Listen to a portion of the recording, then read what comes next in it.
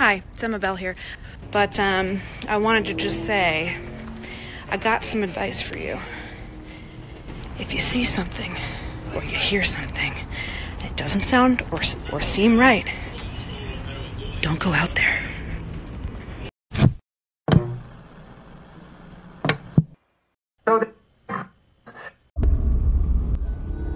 They've conquered the big screen. Now, get ready for the spin-off sure to send chills down your spine. It's Nico, Brian, Mike, and Dustin in Don't Go Out There, the series. Welcome back, everybody, to the Don't Go Out There podcast. Just want to thank all of our fans and listeners. Really appreciate the support. You guys are awesome. Before we get into tonight's review, just want to give a quick shout out to our website, don'tgoouthere.com. Everything about our podcast is on the website. All of our episodes and interviews, if you want to check those out. We've done some incredible interviews in the past. Go check them out there in a specific tab by themselves so you don't have to scroll through hundreds of episodes on Apple or Spotify, etc. We also have our store if you want to grab a shirt, a mouse pad, a hat, all that good stuff. We'd love to see your pictures, rep your favorite podcast. And Shan's Etsy page is also attached if you want to grab a tumbler. All of our social media links are on there as well. Facebook, Twitter, Instagram, YouTube, TikTok. Like us, subscribe us, follow us, all that good stuff. And the last thing I want to shout out on our website is our Patreon. We call it Blood Donors. We have the traditional monthly reoccurring kind. If you want to support us, help us pay the bills, as we say. Or if there's a movie you want us to review, that option is available as well.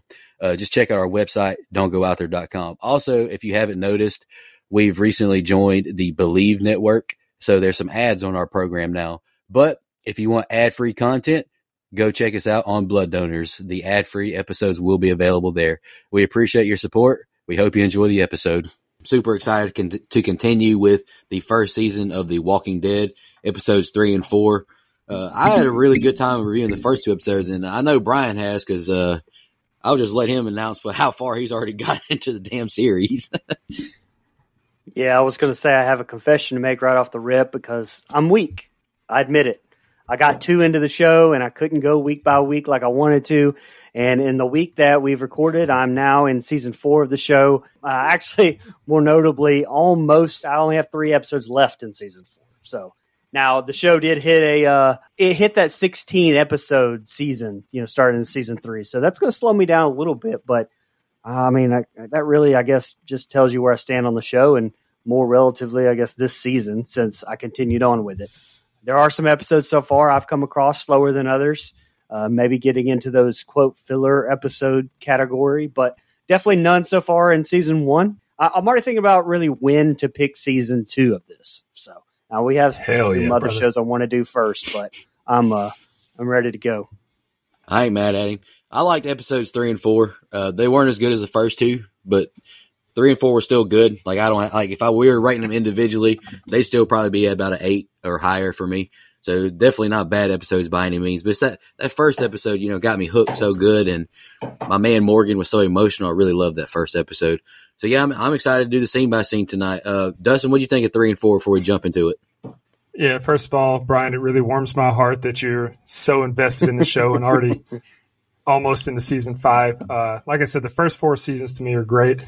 But as far as the episode 3 and 4 of season 1, I agree with you, Nico. I don't like them as much as episodes 1 and 2, but I do still like them. I think that there's a lot of character development in these episodes. And Brian, I think you can speak to this. Like, a lot of stuff that happens in these episodes sets us up even more for the rest of the season or the rest of the show. So they're necessary, I feel like. And, if I were to rate these individually, which I did, so just like Haunting of Hill House, I gave everyone an individual rating. First 2 episodes, to me, I gave them a 10. I love them. These episodes, I'm at about an 8.5 for episode 3 and about a 9 for episode 4. So I still really like them. That's probably biased because I'm such a big fan of this show, particularly this first season. Very fair. I couldn't argue with that at all. Let's jump into the scene by scene for episode 3, Tell It to the Frogs. The episode starts with Merle talking shit alone on the roof, possibly going delusional. He snaps out of it and panics and begins kicking the pipe he's handcuffed to, crying out to Jesus. Shit hits the fan once walkers appear at the door. He prays for forgiveness, admitting he deserves it. He's been bad. He quickly stops begging to Christ and uses his belt to reach for tools to get free. Grimes is driving the van away as Morales says not to feel bad. No one will miss him, except maybe his brother Daryl, as Glenn speeds by hooting and hollering. Lori is cutting her son's hair as Shane tells him shaving sucks and is going to teach him to catch frogs. Carl asks why we have to catch frogs. Shane says they're scrumptious. Dale sees something in the distance. It's Glenn driving the red Challenger. Glenn arrives and pops the hood so they can turn the alarm off. Shane is frustrated. He accuses Glenn of drawing every walker towards them with this noise. The van arrives and Amy and Andrea cry, reuniting. Morales hugs his family. Shane asks how they got out. Glenn says new guy as Grimes walks up. Shane, Lori, and Carl all have shocked faces until Carl runs to his father and into his arms. Lori hugs his neck but gives Shane an awkward look until she cries. They're around a campfire now and Grimes tells his story. Carl says Mom said you were dead. Shane says he barely got Lori and Carl out. Grimes thanks Shane as Lori gives an awkward look. Shane snaps on Ed for making the fire too big and noticeable. Dale asks about Daryl and his brother being left behind. Andrea says it's Merle's own fault he got left behind. T-Dog says Merle's still alive. That's on us, and walks away. All right, Brian, that's the first set of scenes. What'd you think? So right off the bat here, let me just talk about something. Like my review talk, I feel like will definitely change being through almost 4 seasons now. But I mean, I'm not going to spoil it or anything like that. But with all these seasons and because it's well written, I mean, there are, you kind of mentioned this, you kind of touched on this, Dustin. I mean, there are character arcs that go through a lot of progressions. And I'll just say for the ones that get somewhat redemption arcs, that challenges me personally, who, like I've said before, I really hold grudges. But I'll just say the show is successful in some cases and not in some cases when it comes to me anyway. Real quick, it's funny you said that because I don't have this in my notes, but it's something I thought about. Like in real world, in society, people don't give second chances. It's like once you make a mistake or once you show your quote-unquote true colors, people hold that over your head forever. But really getting invested into a show like this that does so much back and forth with their characters, like it really challenges you that. And so you can learn a lot from the show, I feel like. It does. That's something I've definitely struggled with my personal life, my entire life. So, but anyway, with Merle at the start of this, a couple of fun facts, and not to spoil the end of the episode or anything, but in the comics, it was actually Rick who lost his hand and not Merle. But did Merle even really have to lose his hand? I mean, he has a hacksaw. Could the guy have not just cut the bolt on the handcuffs? Would that have not been easier and honestly more likely to be successful than cutting his hand off? I mean, maybe it was, that panic with the walkers and whatnot, but it's just what crossed my mind anyway. I mean, great acting, though, regardless from Rooker, and he's amazing as always. Go ahead. Sorry. He did say, Daryl did say, I guess the blade was too dull to cut through the metal. Daryl said that. But was that just an assumption? I don't know. I mean, it's just a. I mean, you're right. Yeah. But I mean, it could have just been panic too. I mean, that's just just something I threw out there for food for thought. What went through my mind anyway? True or not true? I didn't think it was an error or anything. Just something that went through my mind. We finally do get that reunion that I was so glad. I talked about last episode that they didn't draw out longer than these first two. I'm so glad about that. I do have to ask why, at first, Carl and Lori both seemed super upset that Rick didn't emerge from the van. Did you guys notice that? Like, why would that be if they're under the impression Rick is dead and been told that he's dead? So I kind of think, I don't know, with the new director every episode, I do wonder if there wasn't, especially this early on, if there wasn't communication in regards to that kind of stuff. Because, to me, that doesn't make sense. And when they both see Rick, Carl takes off for him, and it's if you notice, it's like Lori tries to stop him. And if you watch again, it's just something that popped up to me. What sense does that make? It really doesn't make sense to me. But just so much loaded dialogue, with what is happening with Lori and Shane, and then you have Rick trying to express that he has no words to thank Shane for keeping Carl and Lori safe, and then you have Dale with a great line here. There goes words falling short again. So. Very, very loaded set of scenes there.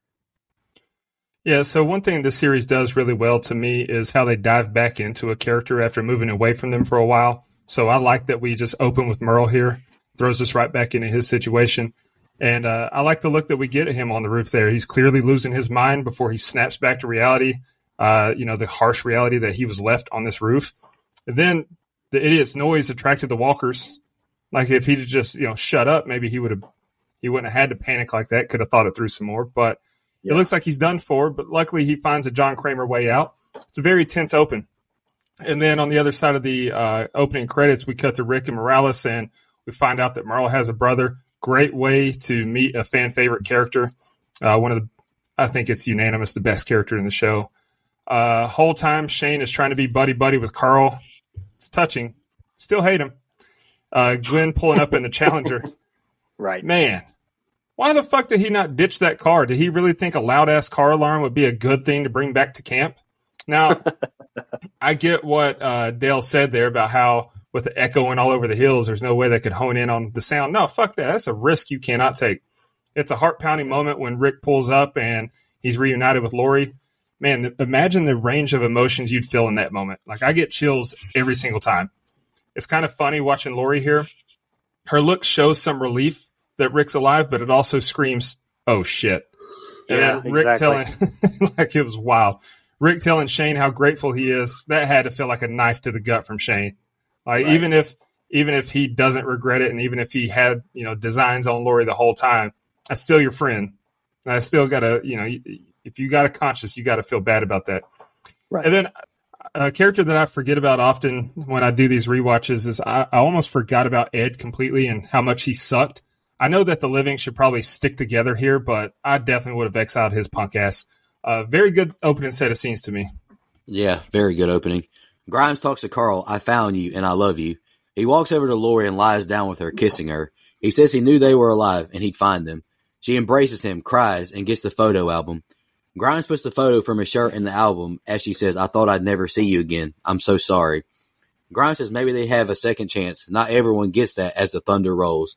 Lori dims the light so they can hunch, but she can't shake a guilty look on her face. Shane watches their tent in frustration. Grimes wakes up and joins the others. He's thankful for getting his clothes washed and joins Glenn, who is sad his car is getting torn to pieces for supplies. Lori asks him if he slept well. He expresses concern about the man they left behind as Shane arrives swiftly with water. Carl lets out a blood-curdling scream and the others run to his aid. We see a walker eating a deer corpse. They begin bludgeoning him until Dale cuts his head off. They're concerned one's gotten so far up here until they hear leaves rustling. It's Daryl who's pissed his deer got stolen by the walker.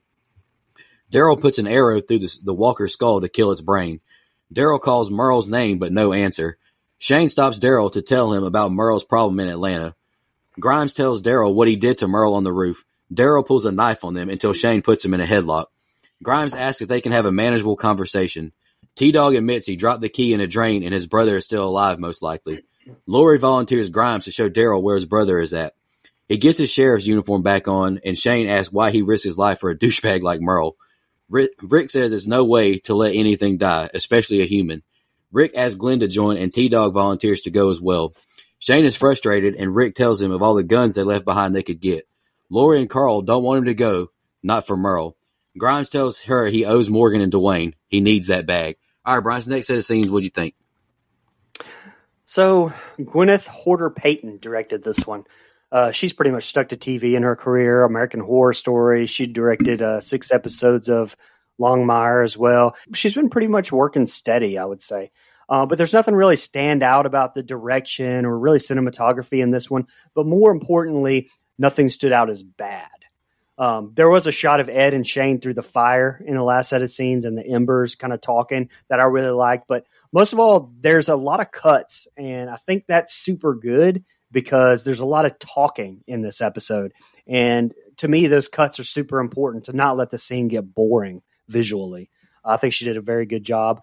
Lincoln and Sarah Callies, again, just do a fantastic job as well of delivering the emotion that they need to. Callies especially, as she has to portray that conflict that you talked about, the guilt of just being the worst, and does an amazing job of it, I have to say. Dale is another character that is just, it's hard to explain. I mean, he doesn't have some grand lines really or anything, but it's Jeffrey DeMunn's delivery, which I don't know if we talked about last episode about DeMunn being a horror legend. I mean, he's in The Blob, the Green Mile, the Hitcher, the Mist. If we did talk about that, I don't recall, but I feel like his character, could have really been unlikable, but Damon's delivery of his lines is what sells him to me anyway. Again, hard to explain, but he's very, very good. Casting directors Sharon Biley and Sherry Thomas, just slow clap. Amazing work there. We also get a little cameo here as well, as Greg Nicotero is actually the walker who's eating the deer in the set of scenes. Don't even have to talk about how awesome the special effects are anymore. I think just if you're listening, assume they're fantastic unless otherwise noted. And lastly, you mentioned it. We get Daryl's introduction. Again, just perfect casting. I mean, there's something about Daryl I've noticed. I don't know if they tried to not make him very likable at first, but Reedus never changes anything about the approach to playing him. And I personally like the guy from the start. So even though he is kind of a dick, but I don't know, I really like him. One thing I felt out of place, though, I mean, he was pissed. He was trying to fight. And then Shane gave him that chokehold. And he says, hey, chokeholding's illegal. Like, to me, that just felt a little cheesy. It felt a little out of place. Comedy, to me, in that situation, just felt a little bit out of place. But that's the only nitpick I had on that set of scenes. So before I start with that, you mentioned Dale. I agree with you. Like, his character had a lot of potential to be just hated. But I think that the way it was acted made it tolerable, especially later, more than what Nico's seen, when he starts to try to be the dad and the old wise man in the group knows best. It's like, you could have hated him, but I didn't.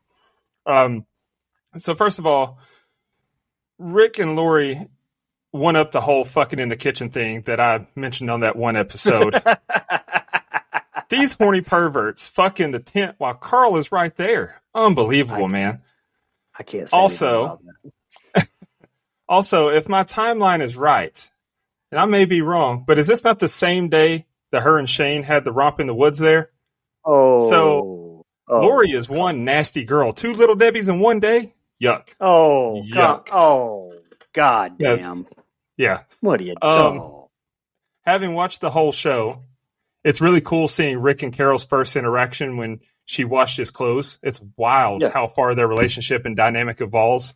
Like, she's got a great character arc too. She goes from this meek and humble and really cowardly woman to something that I don't even know if you've fully experienced yet, Brian, in your watch, but it's cool. Shane was absolutely haul-assing in that Jeep with the water. Jesus, man, slow down. There's kids in the camp. You got to be more careful. When the kids find the walker eating the deer, I laughed watching the group beat the absolute shit out of it. It's like, I don't even think they were trying to kill it. They were just taking out their frustrations. They beat the fuck out of that walker. But then something that bothers me, like, it bothers the hell out of me, honestly. Daryl uses his crossbow for hunting, right? But then he shoots the walker with an arrow in the brain. Yet when he was asking, can we salvage this deer? Can we cut around the bites? They said, no, you can't risk it. But he's just going to reuse the arrow. Make that make sense. True. I don't know. That bothers me. It's in the details. Maybe he's got some hand sanitizer in his pants all the time. Yeah, it keeps that Purell on him. I did get a good laugh. at Daryl after he pulls a knife during the fight and he tells Shane chokehold's illegal. And Shane's response was even better. Yeah, well, file a complaint. Like, I know how you feel about the comedy, but I liked it because it's like, once you're getting your ass kicked, what else can you do? Like, try to ease the situation, laugh about it. But Shane's follow-up with Daryl was just as good, though, when he said, choose your words wisely. And Shane says, no, I did. Douchebag is what I meant. That was funny. That's the best thing Shane does in the whole show. And then last thing I have is I love the look on Glenn's face when he found out that he had to go back for Merle. Like, it was great. He's like, oh, you got to be shitting me. Like, I love that. So this is a fun set of scenes. All right, guys, here's the ending for this episode. Grimes asks for bolt cutters to cut the chain and lock, and Dale isn't thrilled to lend them out. Dale says he wants one of the guns, his pick. Jim also wants the radiator hose from the box van. Daryl has grown impatient, and Shane tells him he hates he's doing this, but he's taking bullets. He gives him 4 bullets to take on the trip. The truck drives away, and Lori consoles Carl, saying they'll be fine. He says he's not worried. Are you? Carl says nothing's killed him yet. He'll be fine, and they hold hands. Glenn parks on the train tracks and says they walk from here. Shane is trying to teach Carl to catch frogs to no success, so he kicks it old school. He creates a ruckus with a bucket and splashing in the water, which yields no success. Glenn says we get Merle first, as the women talk about all the appliances they miss, the washing machine, coffee maker, and of course vibrators. Ed's being a dickhead to the ladies as Lori scolds Carl for leaving Dale's sight. Shane and Lori argue. She says her family is off limits to him. She calls him out for being fake happy. Grimes is back. Shane told her he died. The men are back in the building and Daryl drops a lady walker. Andrea calls out Ed for hovering and he tells his wife Carol to come on. He tells Andrea he'll knock her out as the other ladies call him out. Ed smacks Carol and Shane intervenes. He beats his ass and the women cry and beg him to stop. He tells Ed if he does it again, he won't stop next time. I'll beat you to death. Carol runs to him crying, saying she's sorry. The four men make it to the chain and cut it. They make it to Merle, but see he's gone. Daryl cries as they see a hacksaw in his hand left behind. And that's the ending. Brian, what'd you think? Yeah, just a couple of stuff that's kind of sidebars, but a little fun fact, the quarry location for this episode setting is the Bellwood Quarry in Atlanta, Georgia. It's also seen in episode 4, which we're about to get to, but the same setting can also be seen in Dustin's favorite number 1 show, is probably next pick, Stranger Things. Yeah. I'll tell you what else this show has made me have a new respect for, and again, another sidebar, and that's the slow zombie. Like, I've made it clear, I mean, I picked Dawn of the Dead remake way back in like our first few episodes ever. And I made it clear, like, sure, like I've had zero respect for the slow zombie. I could barely watch any movies that didn't have the fast zombie or that rage zombie, but this show has helped me put some respect on their name for me. Yeah. Like I said, also, it's no secret. I don't like Shane as well. I fucking hate that guy. But man, Dustin, you mentioned it, him beating the ever living fuck out of Ed. I mean, he just beat the shit out of him, and I love to see it. And so, just so I'm clear, the zombies apparently just squeezed through that space on, in the roof where there was deadbolted. That door was deadbolted on the roof there, and then they just they fell off the top. Like, where did they all go? Like, just some questions. They didn't get through. They didn't get through at all. According to T-Dog, the hallway was too narrow for too many of them to get against the door and break the chain, so they would give up. That's what I remember T-Dog saying. Yeah, he said that. I guess, but the very opening scene made it seem like to me that they were getting through that little space. I think it was just to show you that the threat, because if you look, I mean, that chain wasn't given. It didn't look like it was given. But still, from Merle's perspective, you don't know that chain's not going to give. You don't know. Okay. All right. So, yeah. I get that. Okay, not a bad episode. It felt a little, like it was trying to establish some characters, like Dustin mentioned, and that's needed. On its own, though, like as an episode, meh. But coupled with the next episode, I think it's a nice complimentary one there. Yeah. So Daryl honking the horn to get Rick to go, that's very uncharacteristic for him in this show to me. Like, he's usually smarter than that. I don't think that later Daryl would honk the horn and, cause all this noise. So that plus he's standing right at the end of the box truck with the door open, and he's right there. So he leaves, walks further to go honk that horn than to just yell at Rick, I think. Right? I mean, yeah, you're right.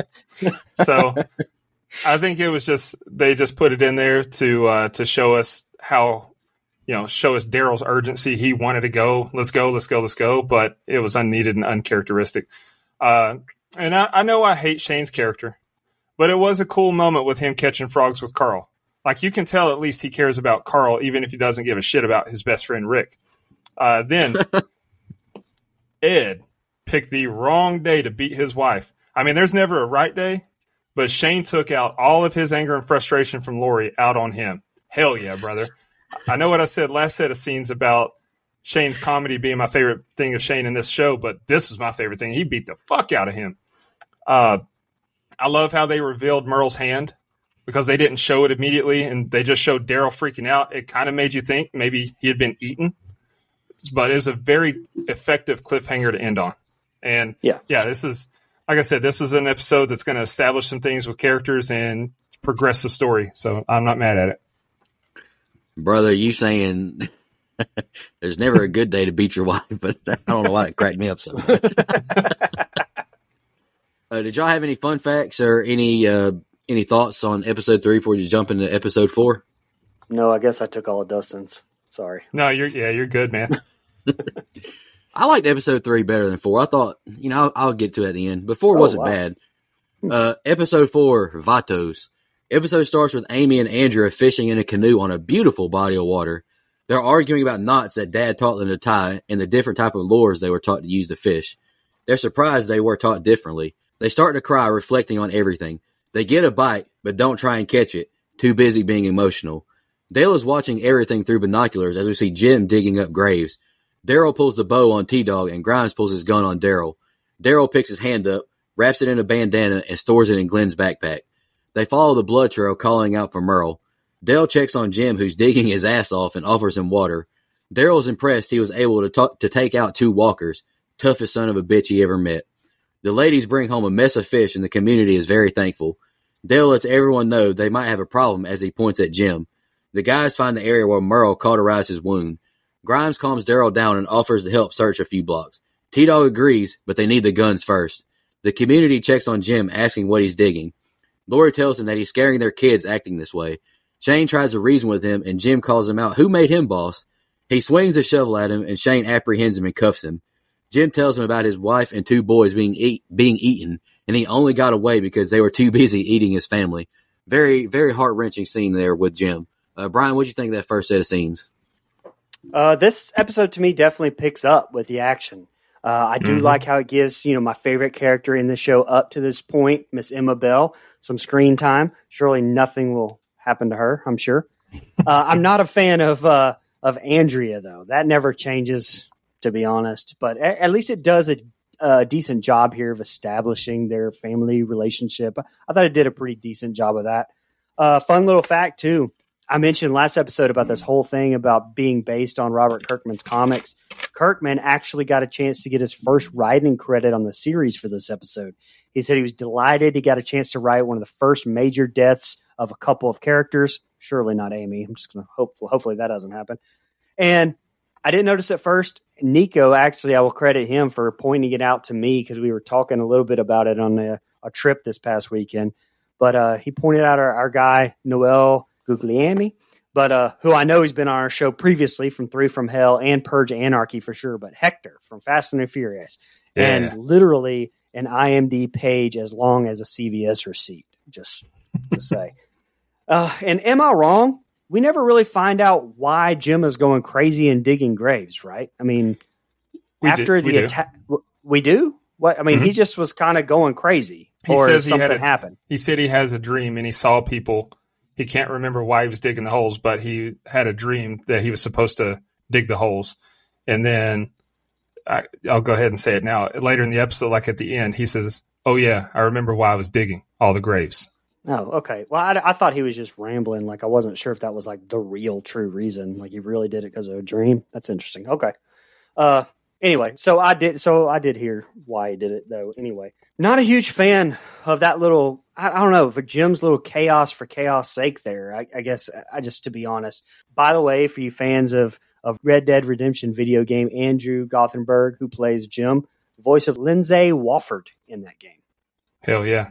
Elite game. It's a touching moment in the boat with Andrea and Amy, but I got to admit, I don't care about either of these characters at all. Whoa. And at this point in the show, at least. Whoa. And then later, I do care about Andrea. It's because I hate her so much. Some great foreshadowing, though, when Andrea tells Amy, "I think you have a bite." It's like, ooh. I like how that line was thrown in there based on what happens in this episode. And a great head-scratcher before the opening credits with Jim just digging holes like his name was Stanley Yelnats. Love that. We get a great look at Daryl's intelligence and ability to deduce from what he sees when he points out the lack of blood and how he must have used a tourniquet. It's very common for his character. Like he's very savvy when it comes to that sort of thing.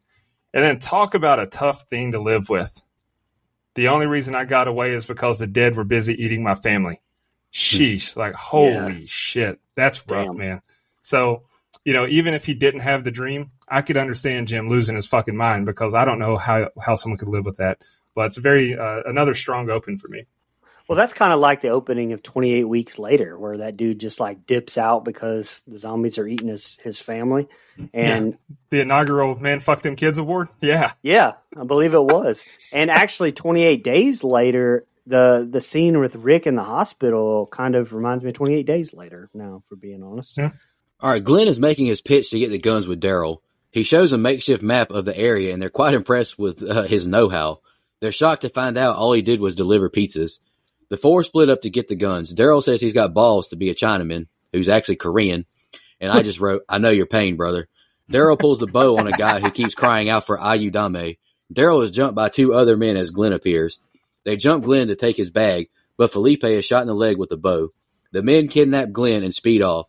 Grimes gets the gun bag and they run off with the new guy. Shane gives Jim some water, who is tied to a tree in the shade.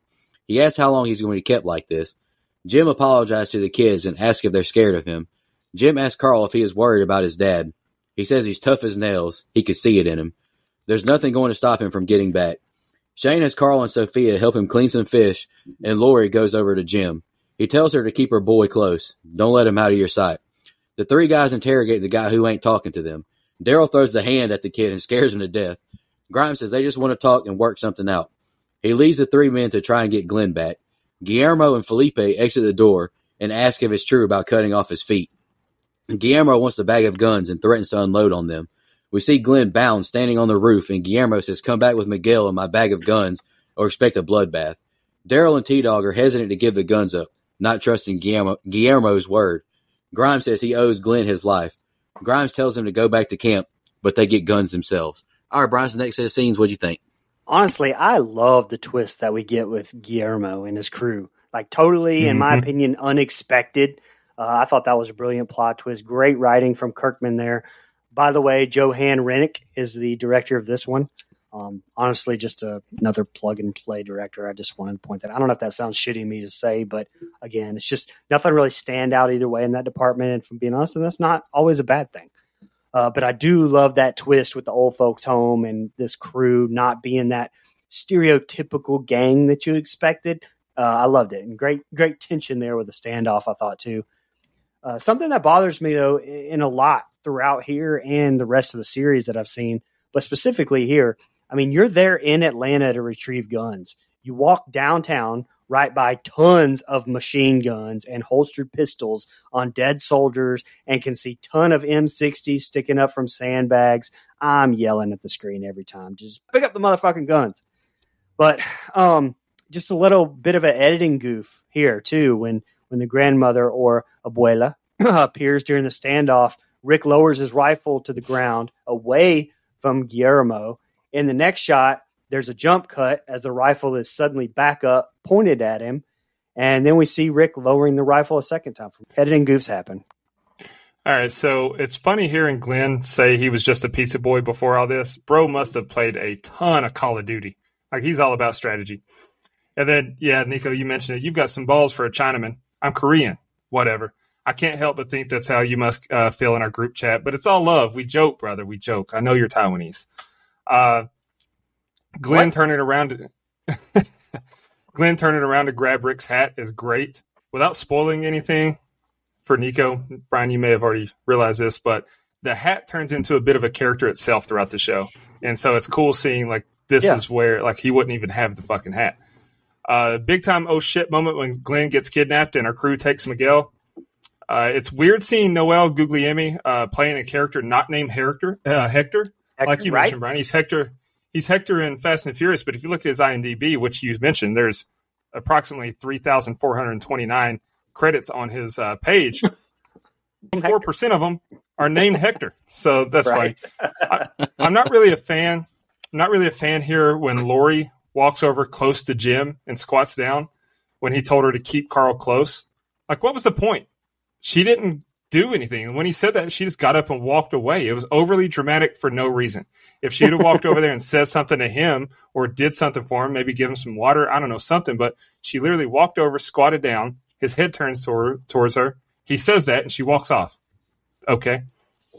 I love Daryl using Merle's hand to intimidate Miguel like that, like it was from a victim of his. I laugh every single time. That was so fucking funny to me. And then it's very tense as they walk up to the building. Like, you automatically assume the worst is about to happen. Huge relief when you find out in the next set of scenes that Guillermo isn't a bad guy, though. But the negotiations beforehand were perfectly done to make you fear the worst. So, effective set of scenes. All right, guys, here's the ending. They walk Miguel back to the building bound and enter.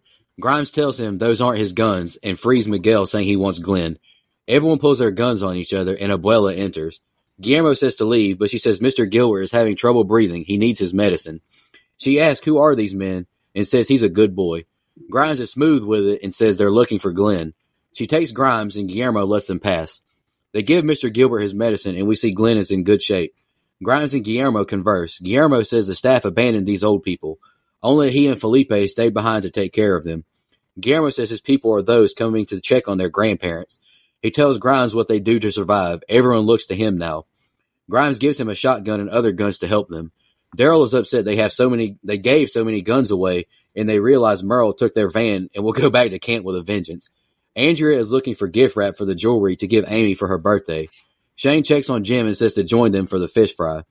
Carol checks on Ed, who looks like hell. He continues to be an ass to his family. We're by a fire as they enjoy some fish as Morales asks Dale about winding that watch every single day at the same time. Dale tells a story of a father and son giving him a watch so that you can forget time every now and then, trying not to conquer it. Amy walks off to go pee, and a walker has made it to Ed's tent. Amy is attacked, and all hell breaks loose. Shane begins shooting, and Grimes realizes what's going on, and they sprint towards camp. Andrea cries, seeing her sister dying. Grimes and the others arrive and begin killing the walkers. Grimes cries out for his wife and son, and they hug. Andrea cries over her sister, not knowing what to do. Amy's eyes close, and she passes away. The community is broken, seeing Andrea crying over Amy's passing away. Jim says he remembers his dream now and why he dug the holes. All right, Brian, that's the ending. What'd you think? Fuck the community. I'm broken. But, all right. Sorry, I jumped the gun, too, by the way, on the Abuela. A little fact from last set of scenes, so my bad. But, okay, Jim, we've seen 2 long conversations between he and Lori. Now, he and Shane. Let that motherfucker go. Like, he's fine. Like, that pissed me off. Like, they just kept him chained up for too long. A few things, though. This is the first episode in which we actually see some human characters being eaten by the walkers, which kind of surprises me thinking back. Is that true? I mean, it's kind of hard to remember 4 seasons ago. I'm just a old vet now, old war-ridden veteran. Anyway, but on that subject, Ed, fine, because fuck him. But Amy, damn, it should have been Andrea. You'll never change my mind on that. Andrea is the one that should have died right there. But some great tension, some great action scenes. I love that this show gives us stakes, not like grilled steaks, stuff to lose. Dad joke, Jordan documentary shrug meme right there.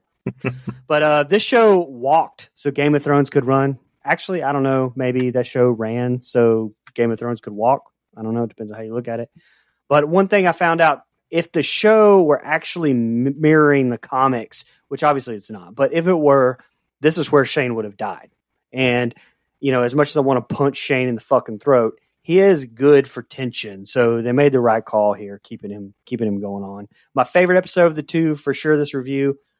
I don't know how the heck you guys watch a show live and waited every week to watch it. So props to you, fans. Great show thus far. Yeah, I was definitely one of those. What a badass move by Rick to not back down and, from keeping the guns. Major balls. You got guns drawn in your face, and you're like, fuck it, let's air it out. Let's all die. That's my kind of energy. The old woman, the abuela, coming into the room is a hilarious way to break the tension. Like, I had tears when she thought Rick was there to arrest Felipe. Like, she's oblivious to what's going on in the world, and she can't even read the room. That was great. Seeing that the Vatos are basically just running a nursing home is a nice touch. It's refreshing seeing that not everyone's bad, and it's a great way to drive home. You can't judge a book by its cover. I honestly wonder why Rick doesn't bring his group back there and just join them. Like, there's plenty of room there. There's strength in numbers. They've got guns. They seem to be good people.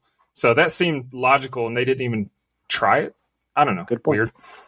I love Glenn's calmness when he said, an asthma attack. Like, it's subtly funny to me. That was great. Line delivery was perfect.